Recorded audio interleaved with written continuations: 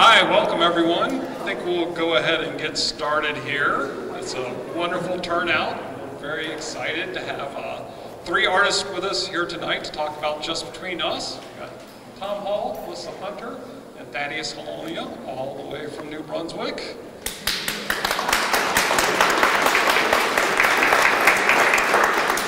Lissa's just coming from 5 minutes that way, and Tom's Raymond, so that's not, you know. The New Brunswick was the impressive part, I'm sure, but yes. So anyway, it's going to be a wonderful talk tonight about a wonderful show, and we're super excited. So just a little bit about format. Obviously, if you're here, you can just go ahead and ask a question when you'd like to ask a question, but we're also live streaming the talk on Facebook, and I understand there is perhaps a watch party in New Brunswick with Edward. So hello, Edward. And if you do end up, if you're on Facebook watching, or if anyone here is ever watching on Facebook, you can type a comment, you can type a question in the comment section. We'll read it here in the gallery to the artists, and they can answer it then. Also, we record, as you can see, we record all of the talks, and we post them on YouTube. So if you ever miss a talk, or you want to watch one again, just go on our YouTube channel. And if you want to get notices of when there are new talks or new show videos, subscribe to the page, and it'll send you a notification. So since we have 3 artists, and hopefully you know Lissa and Tom from prior shows, I'm going to try to keep this brief and get on to letting them talk, but I do want to introduce all 3 of them just so you know a bit about them if you're not already familiar. So as I said, Lissa Hunter lives and works right here in Portland, Maine, and she has been in several shows with us here and curated several shows, including this one. After many years working mainly in basketry, she has added drawing and working in clay to her practice. And her work is in the permanent collections of the Smithsonian in DC, the Museum of Fine Arts in Boston, the Museum of Art and Design in New York, and the Houston Museum of Art, among others. She's also a Maine Arts Commission Individual Artist Fellow and a Maine Crafts Association Master Craft Artist, as well as a Life Trustee of Haystack Mountain School of Crafts. And next to her is Tom Hall, who is originally from Portland, although lives in Raymond now, a little outside of here. He received his BA in architecture from the University of Oregon and is also a registered architect in addition to an artist.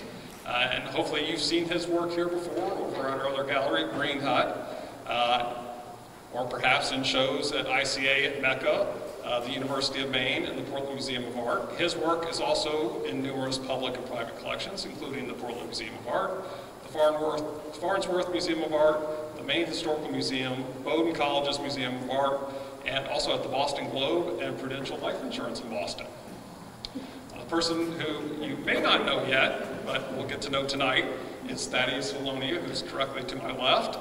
And he was born in England, immigrated to Canada at a very early age, completed a BA in Communication and Fine Arts at the University of Windsor, and taught for over 40 years in the Department of Fine Arts at Mount Allison University in New Brunswick.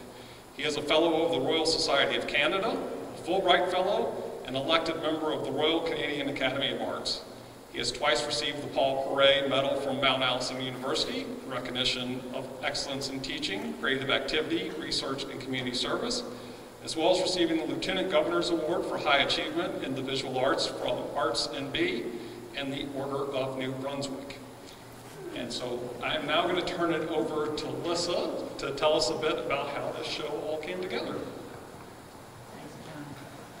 I think this is on. It's blinking now. It's not.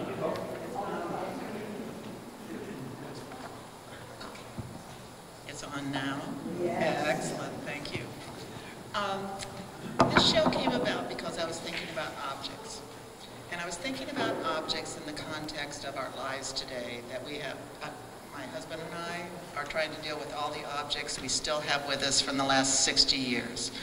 In the basement, the attic, whatever, you know, some of you are nodding your heads. Those objects, those things, some of them you pick up and you say, oh, I remember, so I gotta keep that. And the other ones you go, where did that come from?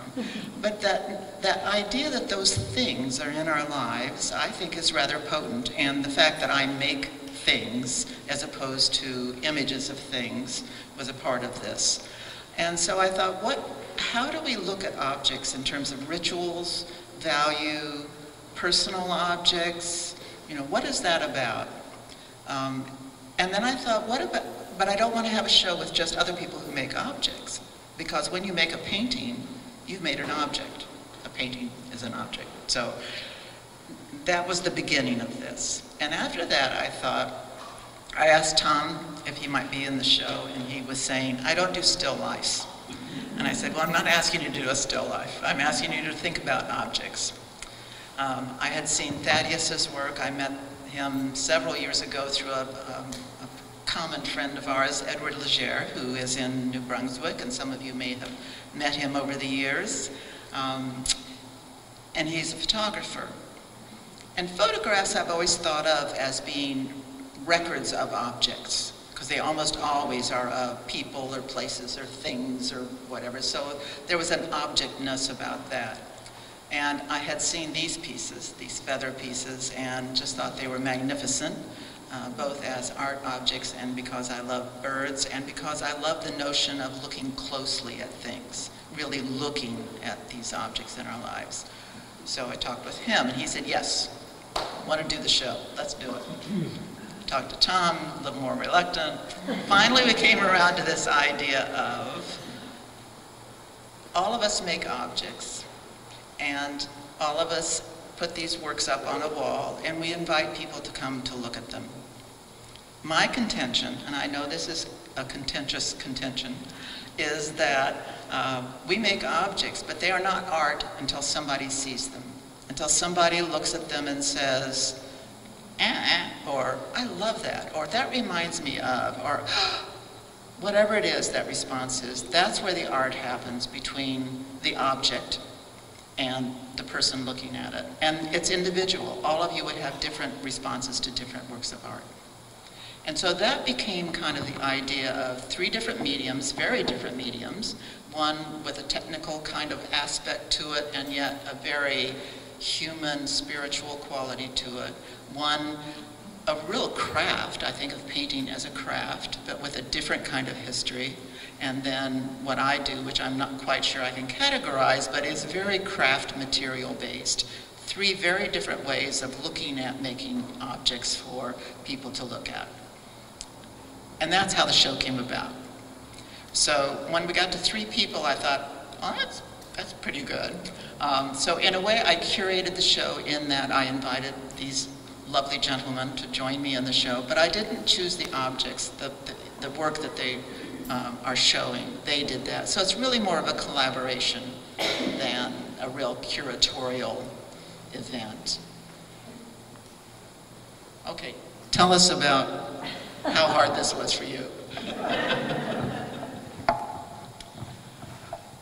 Well, I guess, you know, I did drag my feet when Lissa came up with the idea of doing a show on objects. And I think throughout the whole process, I was sort of the one dragging his feet.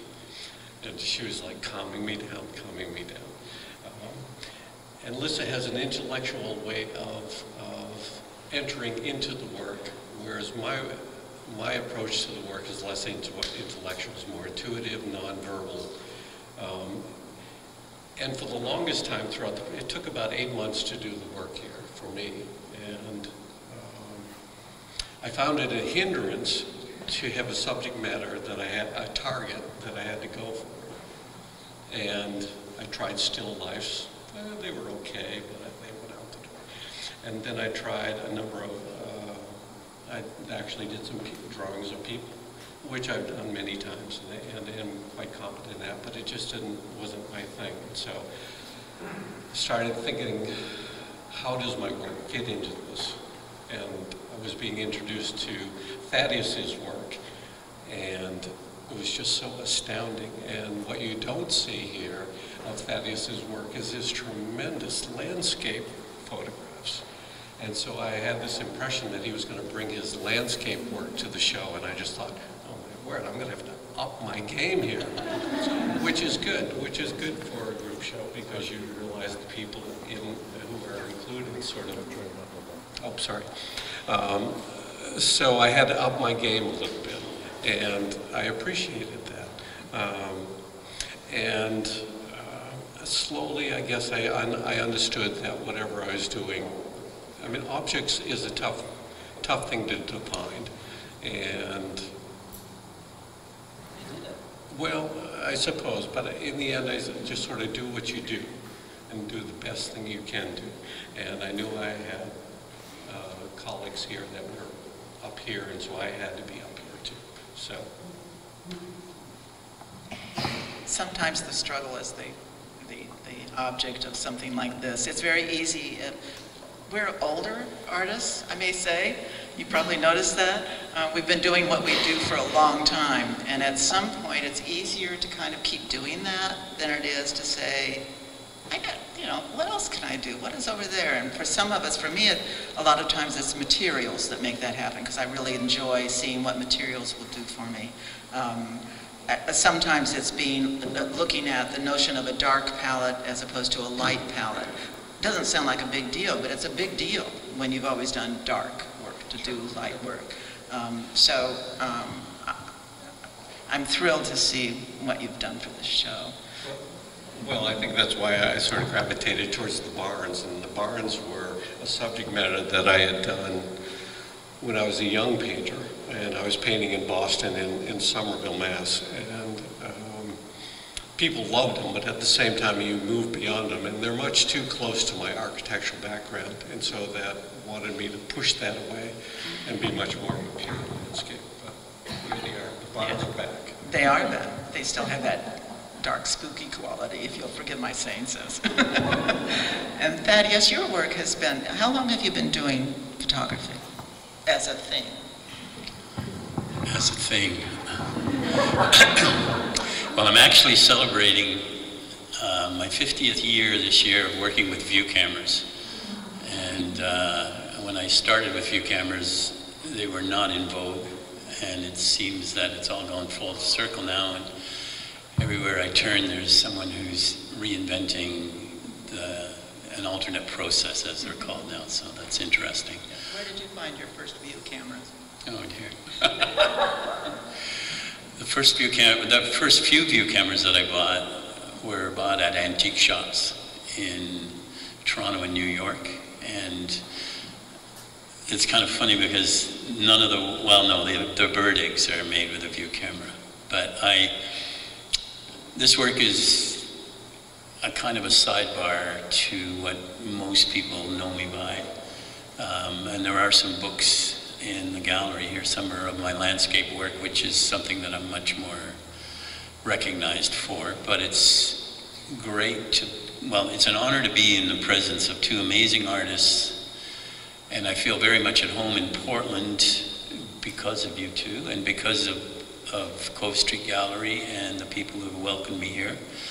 And Just Between Us is a title that I think has a lot of different reverberations, because I think the work here is very much about place and about home, regardless of the medium. And I think that we've come together because of our personal love towards those things, and it makes it sing together because of that really basic relevance of the language is common regardless of the medium.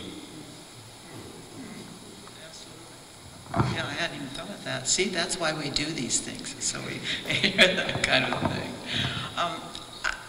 I met Thaddeus, saw his work, loved his work. Tom and I had studios next to each other. I think it was 40 years ago. He said it was like 8 or something like that, but it seemed a long time ago. I think the sort of accidental qualities of art are very interesting, both in terms of people and also in terms of looking at the work and how it relates even though you think it might not. And that's, I think, part of what you all bring to this experience. When I look at this show, I see a palette that is similar and an interest in nature. And I would not have said that when I first thought about asking these guys to do this show. So that was sort of almost accidental in terms of how this came about. You have a question? Yeah, on that topic, it's actually, and this came from Kelly and I were talking about sort of what brings the show together and what resonates between the three different artists. In my view, we don't need to go into because it was just sort of simple and obvious. But I thought Kelly had a really great point, which when she said it, it sort of strikes you like, oh, yes, of course. But it was sort of that there's a sense, with the work together, there's a sense of loss. That with Thaddeus, your 17-foot scroll is, I mean, that's sort of obvious. It was industrial accident and 20,000 migratory birds killed. And, but I mean, even with the other birds and the eggs, I mean, there's the problem with the building windows, climate change, domestic cat. I mean, there's, you know, right, a million reasons for bird declining populations. And with Tom, we have these haunting barns that who knows how long they will be around. And Lissa's especially, I think the plant pieces, they sort of have an ancient Greece feel to them and an archaeological feel to them. So there is something that draws it all together as these things that have existed but maybe won't or are changing or lost. That's both beautiful and interesting to me. What do you think? What do I think? I'm going to turn it around and say it's a celebration. Just because I think that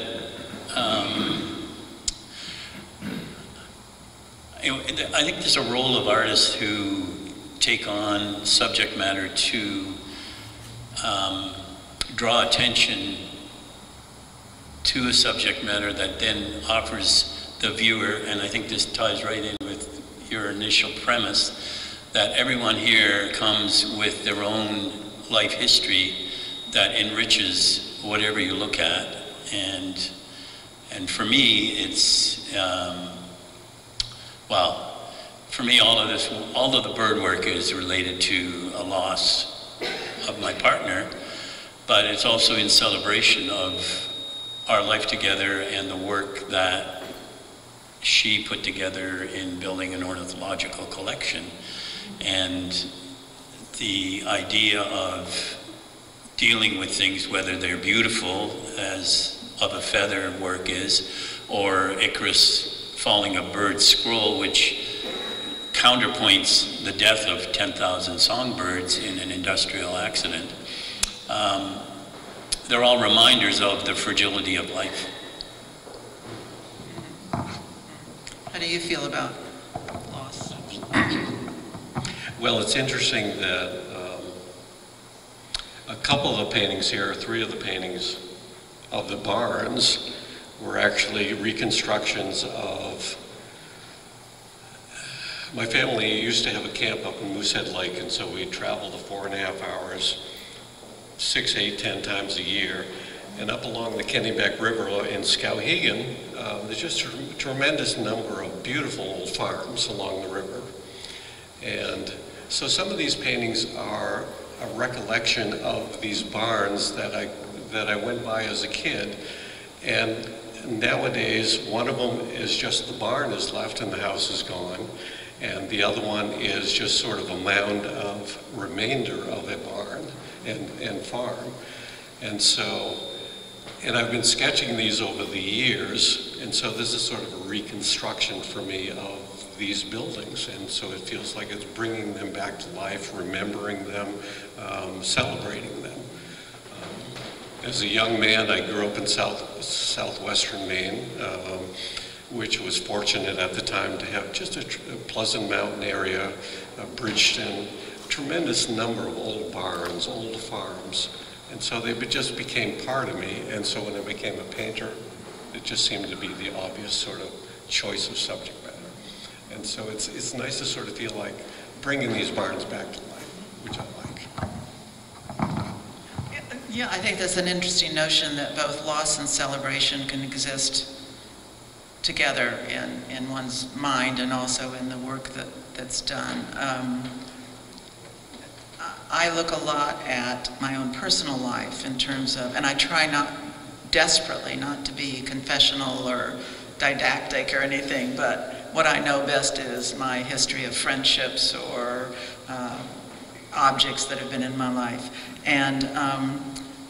And I think there is a celebratory notion about them in that I want other people to say, oh, a stack of bowls? I've never looked at a stack of bowls that way. I'm going to look at my bowls that way. You know, so that there is a connection to things that's celebratory. But a lot of it is loss. A lot of it is things we don't value or honor anymore. So I think that's, Kelly, that was a very astute observation.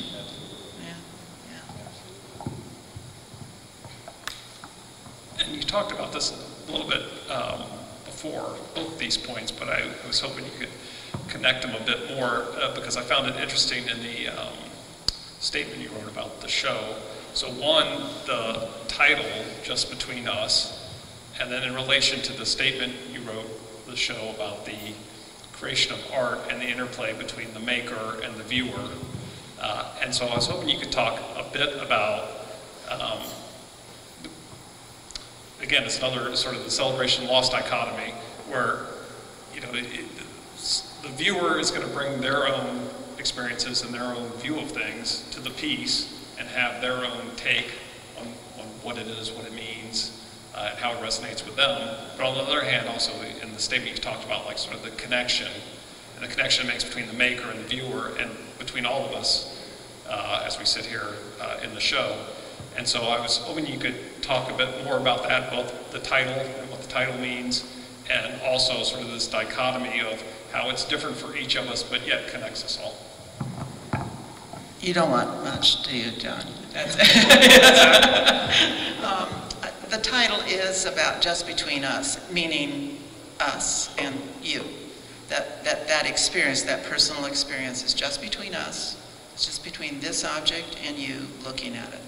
And I think that's where the value is. I know there are a lot of people who say, no, the art is important no matter what, and the artist is the one who gets to say what it means. And I understand that. I think my Midwestern sensibility means I don't think artists are all that extraordinary. We're just really good at what we do.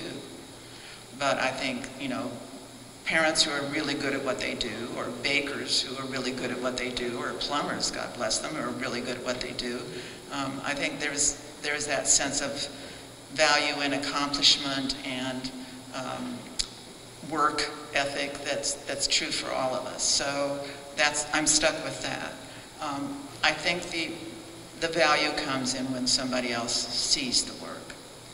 And I think, but when I think about that, I think, you know, it's really kind of, you have to get over the notion of it's being dangerous to make art. When you first start making art and it's so precious to you and you've worked so hard at it and you feel like it's so good and you put it out and people go, oh, okay, you know, and walk by, it's horrible. I mean, it's mortifying.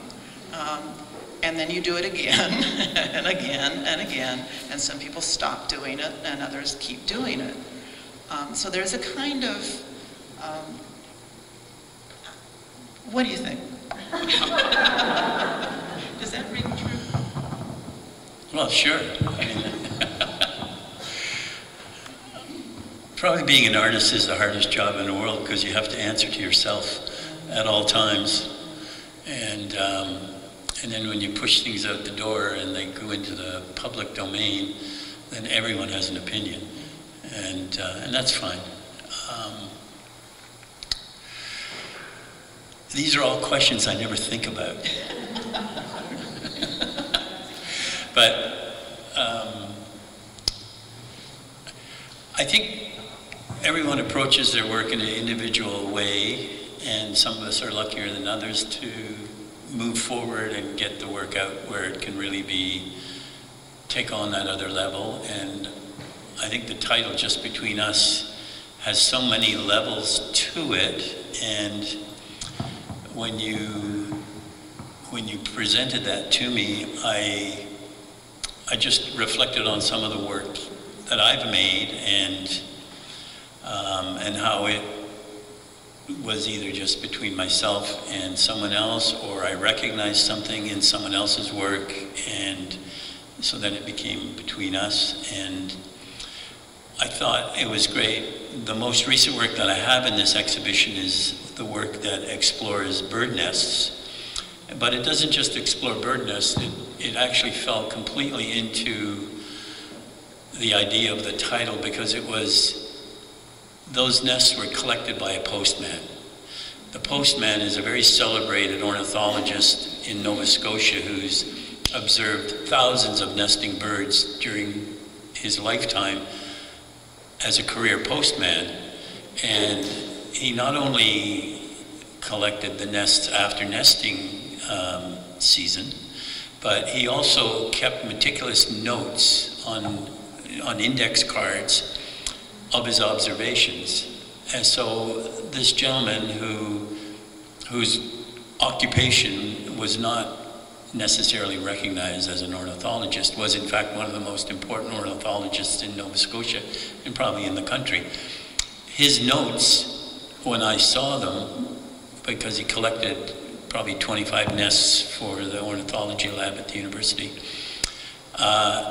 when I read them, it also plugged into the notion of science and art, which are so intertwined, especially in my lifetime, that I read those notes as poetry, and so I formalized his notes without changing anything, just in the typography, to read like poetry, and then I took that tradition one step further and printed them in letterpress and gave them this real formal designation. But it was this just between us, Bernard Forsyth, the mailman ornithologist, and myself, and then the artwork that came out of it. I think it's, this is why you come to things like this, is to hear stories like that. I think it makes it so much richer an experience to look at objects when you know why they are.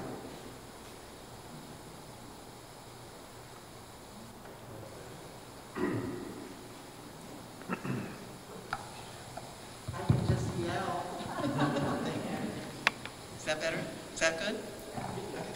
I forget what I was saying, but I think that notion of where ideas come from, how they get mixed into the pool, and how they come out on the other side is just as rich a story as you're coming to look at the work, and how that mixes and becomes a part of the story.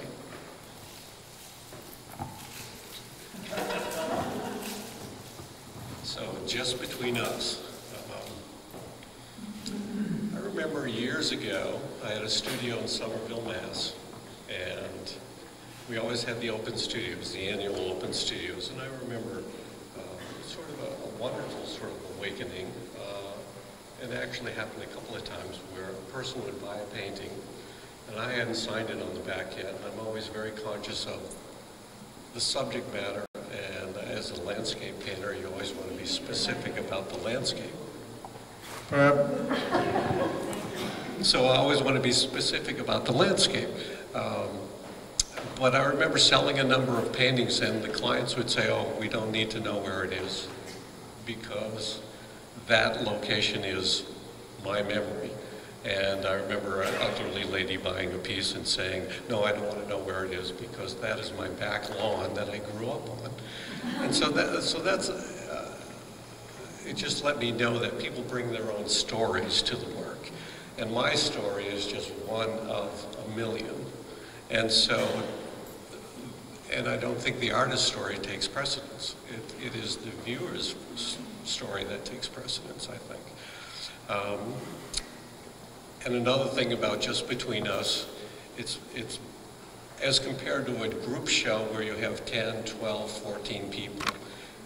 Having 3 people, you can actually have a group that generates energy, knowledge, sharing. We can actually sit down at the coffee shop and talk and see what Thaddeus is doing, what's Lissa doing, and visit her studio. So there can be a wonderful sharing. And even though I was a curmudgeon in terms of joining the show, it's been a wonderful experience. And it has allowed me to do things that I might not have done before. And so that outside pressure, that outside is sort of, as much as I hated being told what to do, which I wasn't, but you sort of, anyways. You dig yourself out.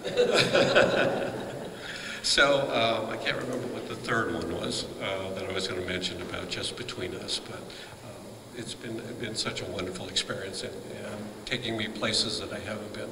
And I love being introduced to Thaddeus' work because it's just opened my eyes to what photography can be. The details, the colors, I mean, these pieces are just, this wall is absolutely astounding. So, and I'm so pleased to be a part of it. So. Thank you.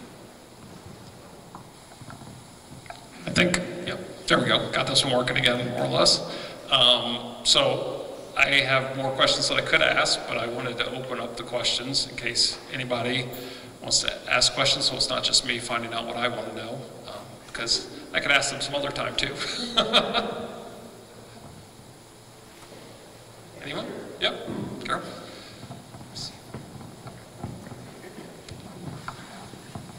Okay, Tom Hall. I've known your work for at least 30 years. Yes. And it was always dark. And when they describe it as dark, it means the canvases were actually black. Yes. And there were images coming out of that. Yes. So when I saw this show, I was floored. And I love it. I think it's some of your best work ever. But I'm really curious where the white came from. Oh. Well, it's interesting when you're doing a subject matter that one could easily say cliche, you know, a New England barn. And so how do you redo a New England barn that can be, I don't want to use the word new, but that can be energized, that can be full of that thing that we're all searching for. And so it became my way of abstracting the barn motif that allowed me to enter into it. During the process, a lot of the barns were much more detailed, much more, you know, these actually are much more detailed than I would like them to be. But they are what they are, and they are a level of quality that you accept and you let them go into a show. I don't think I would do them any differently, but the white came from that sort of desire to abstract this very common motif. How do you do it anew? So, I think one of the things that, I don't know, I came to at one point very early in this life of making things is that anything you make is just a part of a process.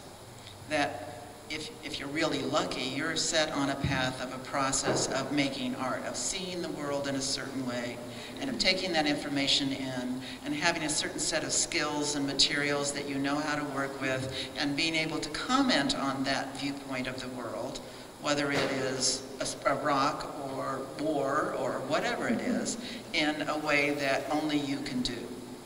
But that's the process. And so any given thing that you make, it's not the last thing you're ever going to make.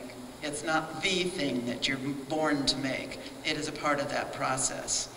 And I think a lot of times, I know within my own circle of people who come through craft, a lot of people who became very well known for doing certain kinds of work 30 years ago and sold well are still doing the same thing because that's how they define their work. And that's one way of working. And then there are others who stopped because they didn't want to, that was all they knew how to do and they didn't want to do that anymore.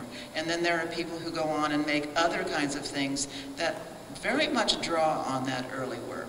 So there are different ways of approaching it, but I would say that all three of us very much see our practices as a process that's linked to our lives in a way that means that you see Tom's work over 30 years and then that's still Tom's work. But there's a shift that happens because it's, and who knows, you know, 3 years from now. I would say 30 years from now, but I would be overly optimistic what he'll be doing because his process will continue. Thaddeus, do you feel that sense of process in terms of what you do and what you do? Because for 50, tell them about your 50-year project, please. Yeah, I was on a bus in Toronto in the spring, and I was just looking out the window as the bus went along, and I was facing the door, and these large numbers went by. 1974, 2024, I don't know what they were referring to, but it tweaked on me that, oh yeah, I started working with view cameras in 1974, and so I decided over the summer that I would do a history of my view cameras, which I don't know where that came from, but it seemed like it was a time when things evolved in different formats. So those of you, maybe everyone doesn't know what a view camera is, but it's a wooden box that you put a hood over your head and you'll get an image through a lens on a ground glass.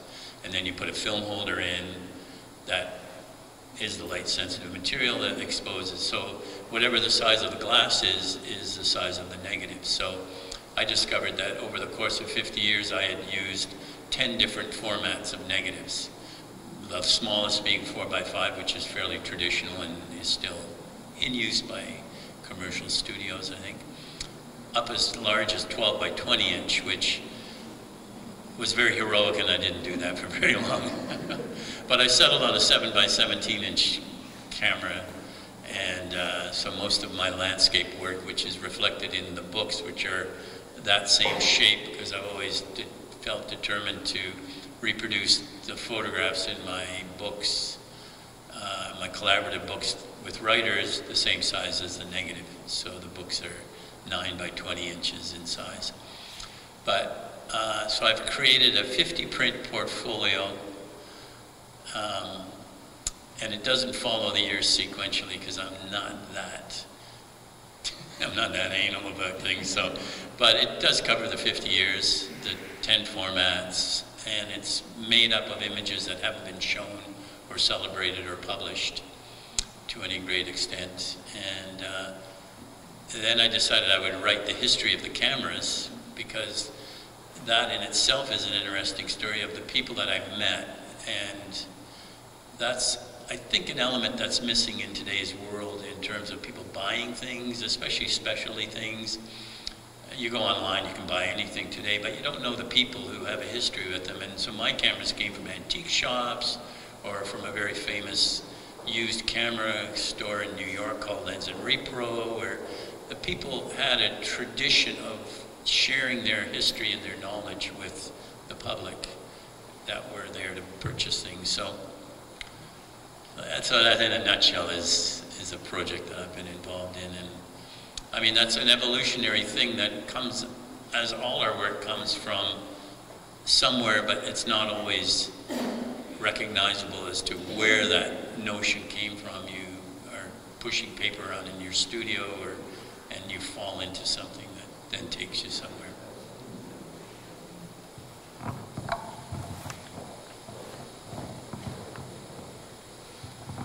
Thanks. This is a quick technical question, Thaddeus, and then I don't know, question or observation, but I'm looking at these photographs behind you, and the first thing I thought after, like, wow, was how did you come to have the bodies of these birds available to you to photograph like this? Like, were you out wringing the necks of these birds out in the field? And then the question was, or I look at those and to me they look like somebody falling in love with seeing. And I think in a way, I think that it's so, especially about those, but then all of the work here, you know, all of you, there's some quality of falling in love with what you're seeing and then making it visible, sharing it somehow with us. So I think we're all in love with our work for sure, just because that's what carries the spirit of individual creativity. Okay, so This is the story. Yeah, I'll start at the beginning. The blue jay image here is a blue jay that I found on the side of a road that was in perfect condition, and it's a very famous story in Sackville, where I live, at that university where I taught. And I found this blue jay, I took it to the university, and I went to the biology department and I said, is there an ornithology department here? Because I found this perfect specimen of a blue jay and it should go into a collection if there is one. And they said, oh yeah, we just hired an ornithologist, and just go up to the 3rd floor into the office. And so I went to the 3rd floor, knocked on the door, and a woman answered the door in a lab coat. And I said, here, I brought you a gift. And that is the person who I spent the next 41 years with, who created this work by making study skins that then became an ornithological collection, and the nests came into that collection. She was called, her name was Gay Hansen. There are 3 books that this work is drawn from that are also poetry, visual art collections with a third party who I hope you'll go and see the books and read the poems. That brings a 3rd level of spiritual enlightenment, if I can put it that way, to the subject. And Icarus Falling of Birds was an event that happened that killed many birds. The birds were specimens that were then in a legal case, and so ornithologists from New Brunswick were rallied together to identify those birds for the court case that was brought against the LNG plant that created the disaster by flaming off at low cloud cover during nighttime during migration, all the worst things that could happen. So my partner was called to identify those birds, and she told me that's the worst thing I've ever had to do, was to go and see these garbage bags full of dead birds, some looking like they were sleeping, some that were beyond recognition. And so my friend Harry Thurston, who I've collaborated with on a number of many different books, but I said to him, we need to do something because this happens, it's page 3 a week later, and then no one ever remembers it. So we did the bird book 2 years later after the court case was settled, Icarus Falling of Birds. And I guess that's the love story. And the 3 bird books are here, and I think there's probably some for sale as well. And so yeah, I mean, this work is very close to my heart because 2/3 of it was done while my partner Gay was alive, and then the Of a Feather portfolio was kind of the 3rd in the trilogy that I had to kind of come to grips with doing something about beauty to follow up the Icarus book. And that took a while to kind of sort itself out. I think there's in some worlds there's a misconception that artists are on a path that's very, very linear and very well comes easier and easier as you do more work. I think it's exactly the opposite. The more familiarity you have with yourself and what you're interested in, the more challenging it becomes to make work that is really succinct and doesn't go into that place that becomes a cliche. And so photographing birds or working with materials that have a kind of known commodity that I think Lissa challenges herself with all the time. And I think Tom's already said the subject of barns, right? There's a strange battle that goes on in artist studios to find that voice that that creates that place that when someone comes in and sees the work, and great work takes your breath away, I think. You go into a museum, you don't have to like everything, that would be ridiculous, but you have to respect everything. Artists put their hearts into that work, and I think during my 40 years of teaching, that was always the biggest challenge, is to convince young minds that you don't dismiss work just because it doesn't fall into the palette of where you are. Amen. I'm going to say that this is my proselytizing here. I think all artwork, everything we make, everything that's made, period, is made with materials, techniques, and ideas. materials, plastic, wood, concrete, whatever. Techniques, whatever techniques are appropriate for that material to hold it together and make the form you want. And the idea that made you want to make this thing in the first place. It might be, I want to make a vessel that will allow me to drink coffee out of it, and so you make a clay mug. You might want to make something that talks about your grandmother's love for apple pie, and so you do a different thing. You might make the best apple pie there is. But I think all of us do that. I think what happens as we go along in this process of making art is that we get better and better at the materials and the techniques, and we have to continue to value those ideas and allow for new ideas and allow for the ideas to take hold, take precedence. The idea of looking for beauty. It's not very popular these days to do art that's about beauty. And so to take that as your idea is, I think, kind of brave.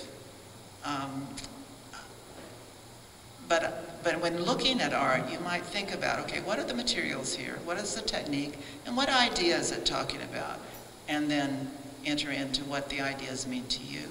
I don't know if that resonates or not, but I think especially in a show like this where the materials are so different, the techniques are so different, that might be an interesting way to approach. Well, first thing I think, I wish I'd met Thaddeus many years earlier to understand that the one way to earn a woman's love is to bring a dead bird.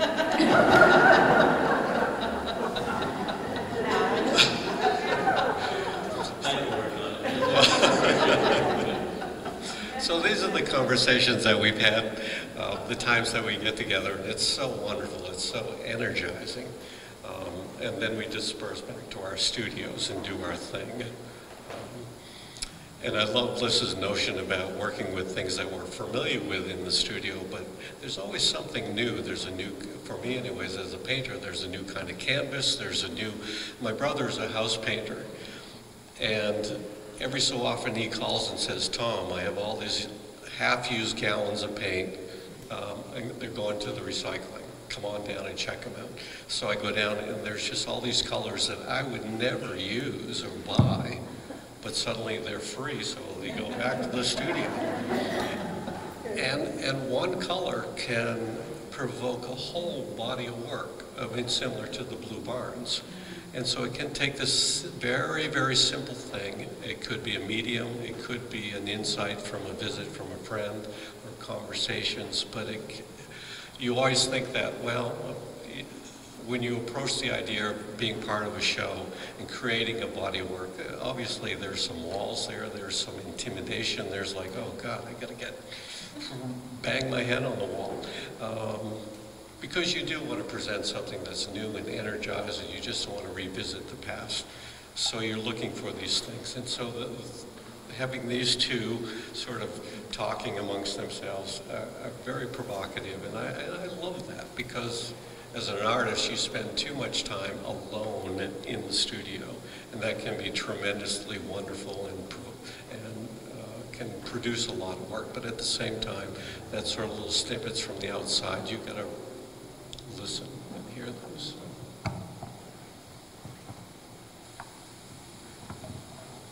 Any other questions from you folks? Really? I got a statement. I don't need the microphone, but I think the comment that one of the audience had that says about falling in love is wonderful. Thank you. I agree, totally. I've often fallen in love with my own work. And I don't know where it comes from. And I think it's chemical. I think it literally is the same chemical as when you do fall in love with a person, or you feel, whatever, not sexual, but love. That there is something that happens. And that maintains that piece that I just had such a joyful notion of making it. I can't even tell you why it's the one, but that continues with that piece. And others are serviceable and good and nice, or maybe, I like them a lot, but there is that notion of falling in love that I think is important, especially these days, to remember that love is all around us all the time if we look for it. And it's what feeds us when we're in the studio in February thinking, what am I doing? Not having seen another living being for a while. But it's also what makes us appreciate the pieces and the work and the artist and the idea as the viewer, because that was the original contention, that this is just between us, between you guys and the work and us, your humble audience.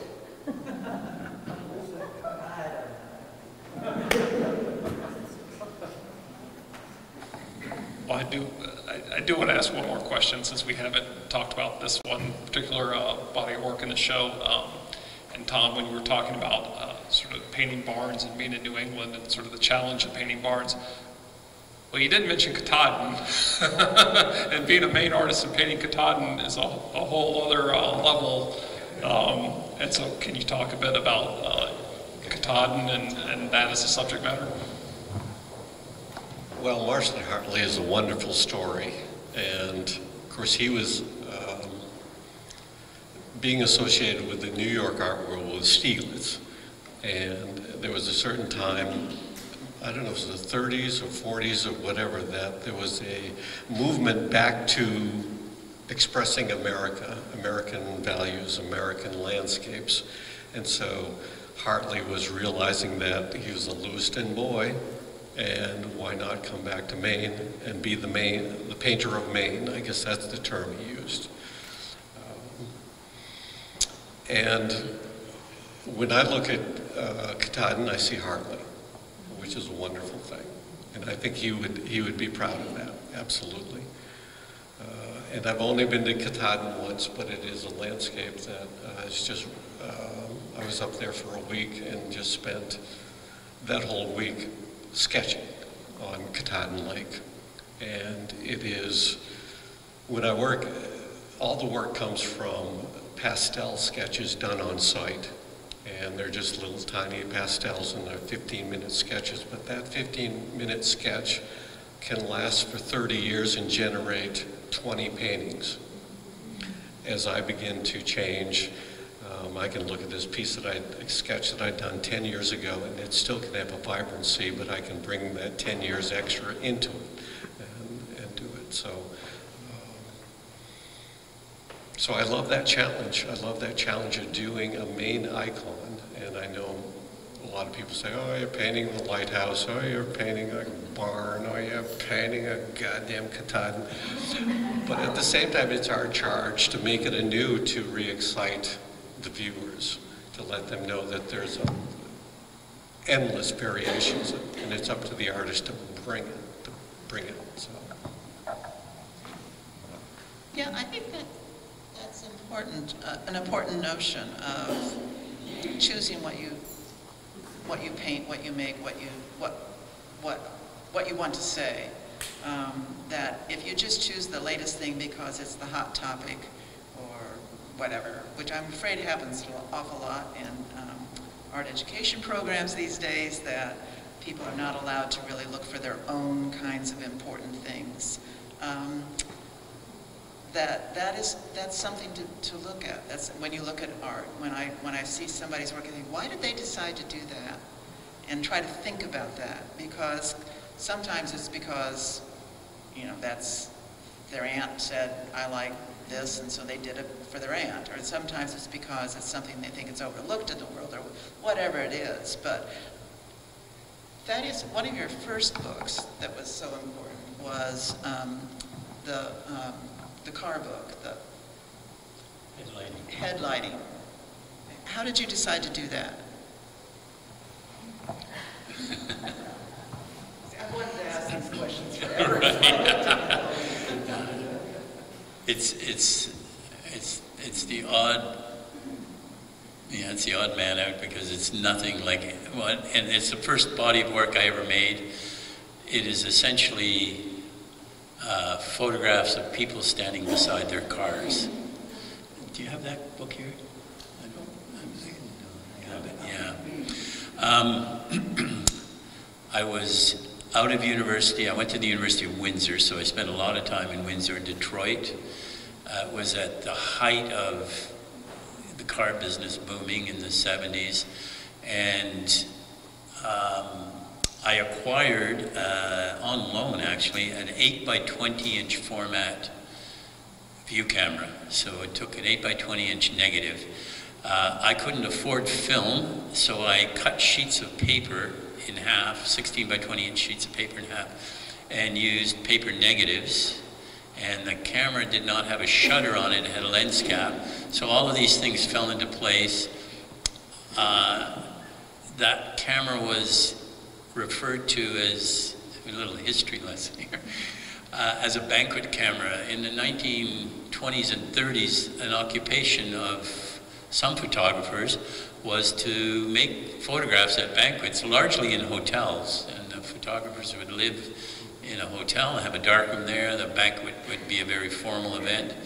A photograph would be made on a very large negative, and that negative would be incredibly detailed, so everybody who was at the banquet hall would be recognizable.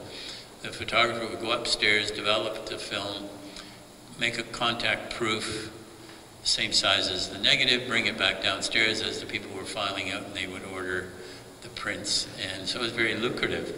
200 people at a banquet, and you sell 100 prints in 1930. It was pretty good.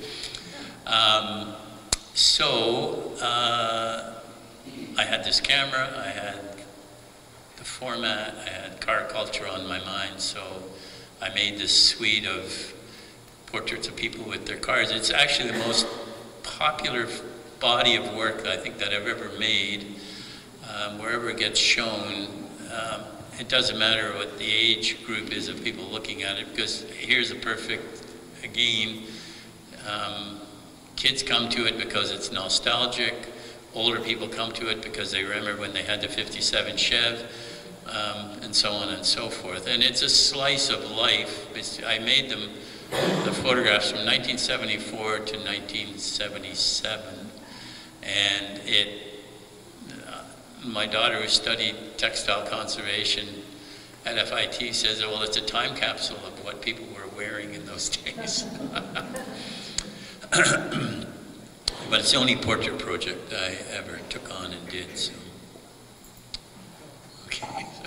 Well, I think it's a good sort of divider of people. People will look at it and they'll say, wow, look at that car. I remember, and the others will say, look at his haircut. Look what he's wearing. You know, people look at the cars or they look at the people. So they're really portraits in two ways. Yeah. There's a good main connection that as I was doing some research on banquet cameras. The Shining, the film, I think probably many people have seen The Shining in this room. It has good main roots there too. At the very end of the film, there's a camera zoom that happens onto a banquet camera photograph. And so it's a huge group of people at a banquet, and it zooms in, and sitting in the middle of the picture is Jack Nicholson. You learn something new every day, right?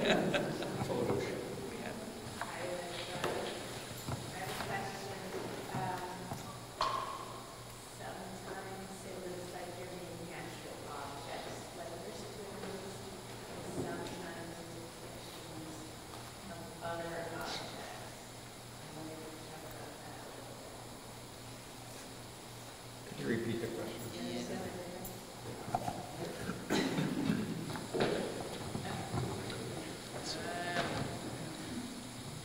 Hi, Lissa. I notice in your work sometimes you're making objects that never existed before, like I've seen in your spoons, and sometimes you're sculpting depictions of other objects. And I wonder if you could talk about that a little bit and the difference between that. I don't think I see a difference between them. Objects that are specific objects, like spoons, and then objects that are less or more real. You know, like you mean like the cup and saucer is very real looking, but the spoons are sort of abstracted spoons. I think they're just on a continuum. A lot of what I do with these things is a combination of materials and techniques, but also engineering. I think I want to make something that has an acorn in it. Well, how do you make an acorn? Okay, well, I can make that out of paper and wire, or I can make it out of coiling, or I can make it out of, you know, so it becomes sort of an engineering process. And working with different materials and techniques, you can be either very precisely realistic or not so much. And that's where materials and techniques kind of come into play. They tell you what they want to do. Does that sort of address what you're talking about? In my mind, they're not all that different. They're all just things I want to make. So.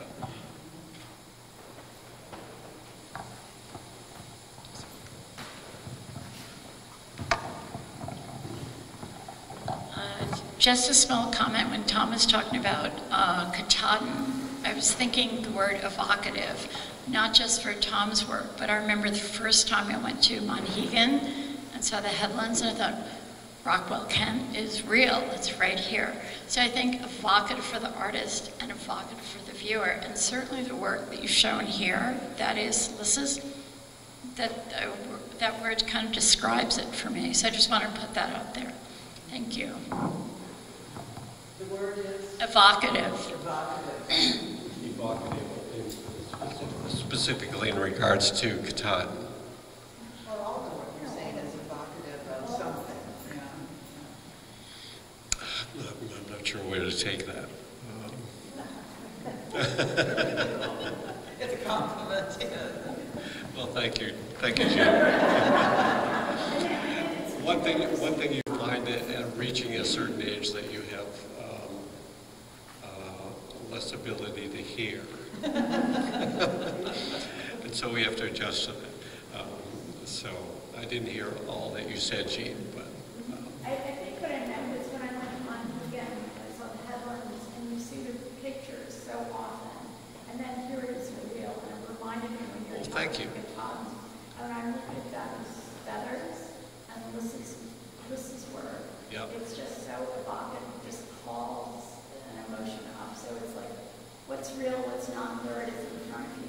So I think that's what I was trying to say. Well, so clearly. Well, thank you. I mean, I think the job of the artist is to lift it up that one extra level. And so whether it's photography, or whether it's craft or object making, or whether it's landscape making, it's our job to twist it a little bit, to lift it up so that people see it anew. I mean, to look at New England barns, if you said, oh, there's a show of New England barns at Cove Street, and people would go, yeah, well, okay. But hopefully they would come here and see it anew.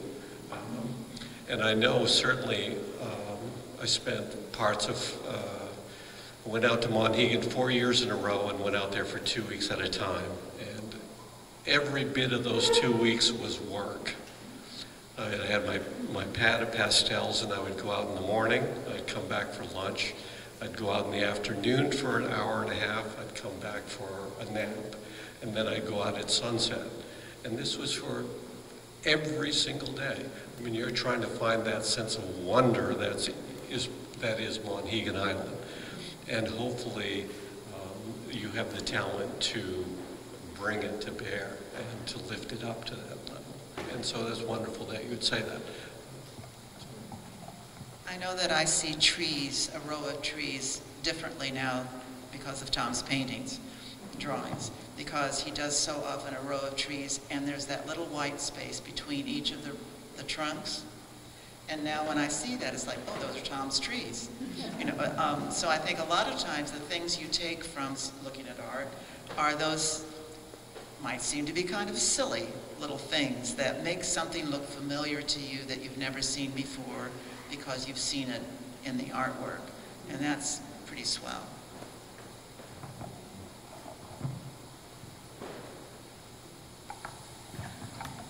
Well, any other questions? We've been going about an hour, but I don't want to cut it off if other people have questions. Why spoons? Why spoons? I don't want to be, you know, she's the one who makes the spoons, but I am becoming that, I think. About 3 years ago, I mean, this is sort of one of those moments of trying to look at the world and decide where you are in it and how you might make it not a difference, but how you can make yourself relevant. I was thinking about all the divisions in the world. This sounds terribly profound, but in a way it is. All the divisions in the world and how we all have divided ourselves into different groups and this and that and the other thing. And I thought, what do we all have in common? And everybody uses a spoon. Everybody has always used a spoon. And I thought, well, okay, I'm going to make spoons. And it really came from something. I don't care if anybody sees that in the spoons, and people don't. They look at them and they say, I like this one, and oh, look at that. And it is total joy to watch people look at them because they're accessible. But in my mind, they are an expression of what we all have in common. So sometimes they use materials or forms that we might see as what other people use, and sometimes they're just totally silly. And but they all. The first spoon was probably your cupped hand and your forearm, you know, and you went like this and drank something, and that's a spoon. Well, of course, once you make a decision like that, everything in the world starts looking like a part of a spoon, so it's pretty easy to do. As Lissa had mentioned earlier, we had studios side by side for about 8 years, and I've told Lissa this many times, but I would go to her studio in the morning for morning coffee or something, and I was just so impressed. It was my first introduction to a craft in the sense that she was a nationally known craft artist, and I was like, wow. And I would go in and she would just have all these wonderful materials. She'd have grasses, she'd have rocks, she would have, and there'd be boxes of stuff, and it'd be hanging over shelves, and it was like, wow. And she had all these threads. It was so fascinating to me as a painter, and it really encouraged me as like, well, how can I get this grass into my painting, or how can I get it? So it really was a wonderful encouragement, and I thank you for that. It was just really nice. So, and you can see it in her spoons. They just this wonderful sense of material. They're fun.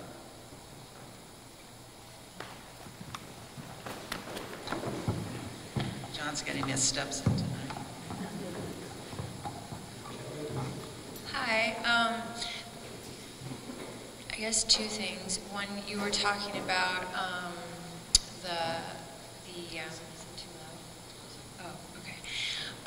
talking about what it is to fall in love with your own art, and I was thinking about it as you were all talking, and to fall in love is to feel seen. And so to make something that's so beautiful is like, it's a call and response sort of thing is how I recognize it.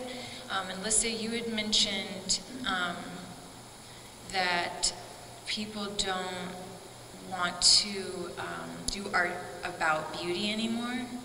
And I wanted to hear more about that and whether you see a connection between that observation you've made, what that means, and like the relationship between like loving your art and feeling loved by it. We could go on for a long time about that, I think. I think it's still true, but for about 20 or 30 years, the notion of beauty, you will see essays written about why doesn't anybody do beauty anymore, or the death of beauty, or all of that kind of thing. And that's obviously not true. You see beautiful artwork all the time. But in terms of the expectations and the education and the notion of what capital A art is, it hasn't included beauty. That is seen as being easy, or passé, or not of value. That there are other things that are, anger, angst, I don't know, loss. All sorts of things are more important than beauty, they say. And I don't believe that, because I think the notion of beauty and falling in love and kindness and nurturing, there's this little bundle of values in humanity that are terribly important and probably the essence of being human. I just said that for the first time I've ever said that, but I believe it. That if we say, okay, everybody knows that, let's set that aside and talk about these other things, we're going to be in the situation we're in today.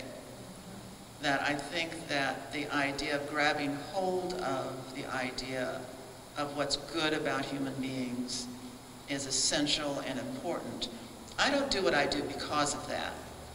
I do what I do because that's who I am. But if I look around and say, and look at the work that I think is really important today, I think it has that sense of humanity and values that are essential to human beings.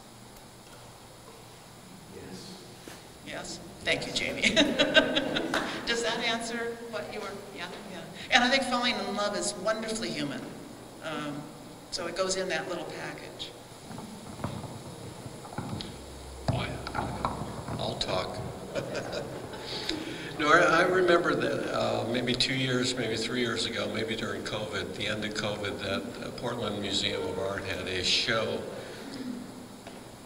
a curated show. You would send your work in and they would decide whether you're in the show or not and whatever. But it was basically about the trauma of the times, and I'm simplifying. And I sent in a group of the sunflower, or the flower prints over here, and I presented them as an answer to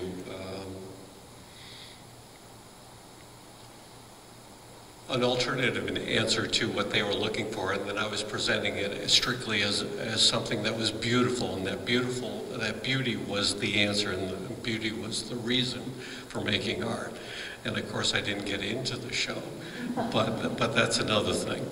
And the rest of the show, eventually after COVID passed, the show was there, and it was all the angst, and there was the anger, and it was all the changes, and all the very important stuff, but at the same time, it does sort of boil back down to the essence of beauty and just the wonder of it. That's all.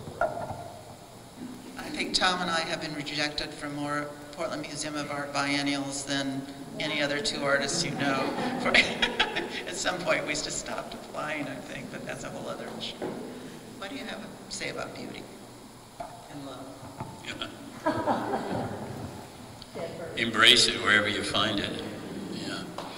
I think that's a very difficult question to answer, because I don't think there is an answer. Beauty finds its level wherever artists make it and wherever curators decide to show it. And I think you could go through the whole history of art, and it comes and goes in terms of waves of what people are needing at a time in our culture, I guess. And I think there's a real embrace of beauty right now, because we're living in troubled times, in times that are, there's a lot of extremes going on. And I mean, I resort back to photographing beautiful things as I see them every single day and put them on my Facebook, because it's a relief for everybody who follows my Facebook to see something really gorgeous illustrated in a daily way. I gotta say, truth is beauty. I'm not original with that, right? And there's such a lack of morality, which is equivalent to truth these days, as you're saying, that we need the beauty. Thank you. Now we could go forward and make beauty. I like that. There you go. And that's a teaching page. And I do want to thank Cove Street Arts for being willing, and not just willing, but going out and looking for the beautiful in the art that they show. It's rare to have this kind of facility, this kind of space, to have the kind of support. The access is quite extraordinary, and we're very, very grateful as artists. and hope you continue doing this for a long, long time.